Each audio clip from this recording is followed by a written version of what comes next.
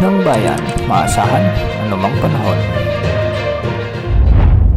Magandang araw po sa ating lahat. Ngayon ay araw ng Miyerkules, November 12, 2025 at narito ng pinakahuling update sa magiging lagay ng ating panahon. Patuloy pa rin nakakaapekto ang Severe Tropical Storm Uwan sa bahagi ng Northern Luzon at huli itong namataan sa layong 290 kilometers kanluran ng Itbay at Batanes. Taglay pa rin ang lakas ng hangin na umaabot sa 95 kilometers per hour malapit sa gitna at pagbugsong umaabot sa 115 kilometers per hour. Sa kasalukuyan kumikilos na ito ng pahilaga-hilagang silangan sa bilis naman na 10 kilometers per hour. Dahil dito, inaasahan pa rin ang mga pag-ulan at pagbugso ng hangin sa malaking bahagi ng Ilocos Norte, sa may Batanes at Babuyan Islands. Ang mga lugar na ito ay pinag-iingat sa banta ng mga biglang pagbaha at pagguho ng lupa, lalo na kung may mga umiiral na katamtaman at minsan ay malalakas na pag-ulan. Sa mga susunod na oras ay inaasang papasok muli sa ating area of responsibility ang bagyong Uwan, na kung saan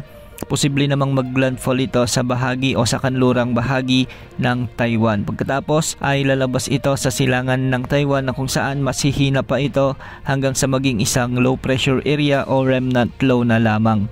Wala na rin itong magiging direktang epekto sa anumang bahagi ng ating bansa sa mga susunod na araw. Samantala, dahil pa rin sa epekto ng bagyong Uwan, asahan pa rin ang maulap na kalangitan na may mga kalat-kalat na pagulan at thunderstorms sa Cordillera Administrative Region at sa nalalabing bahagi ng Ilocos Region. Ang mga lugar na ito ay may mga inaasahang maulap na papawirin at makakalat-kalat na pagulan at may mga pagkidlat pagkulog pa rin, kaya posible pa rin ang banta ng mga biglang pagbaha at pagguho ng lupa, lalo na kung may mga katamtaman at minsan ay malalakas ding pagbuhos ng ulan. Sa Metro Manila at nalalabing bahagi ng ating bansa, asahan naman ang bahagyang maulap hanggang sa maulap na kalangitan na may mga isolated rain showers and thunderstorms. Dulot ito ng mga mairal na localized thunderstorms. Maging handa pa rin sa banta ng mga biglang pagbaha at pagguho ng lupa, lalo na kung may mga umiiral na severe thunderstorms. Para sa lagay ng mga pag-alon sa ating mga karagatan, ang western section ng Luzon ay medyo mataas pa rin ang mga pag-alon, posibleng umabot hanggang 4 na metro. Sa nalalabing baybayang sakop ng Luzon, posibleng mga pag-alon hanggang 3.5 meters. Sa Visayas at sa kanlurang bahagi ng Mindanao, posibleng mga pag-alon hanggang 2.1 meters. Sa nalalabing bahagi ng Mindanao, posibleng mga pag-alon hanggang 1.5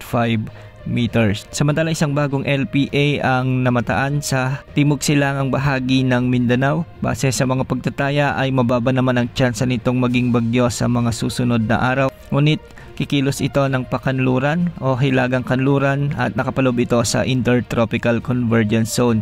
Magdadala ito ng mga pag-ulan sa Mindanao, na kung saan posible ang banta ng mga pagbaha at pagguho ng lupa.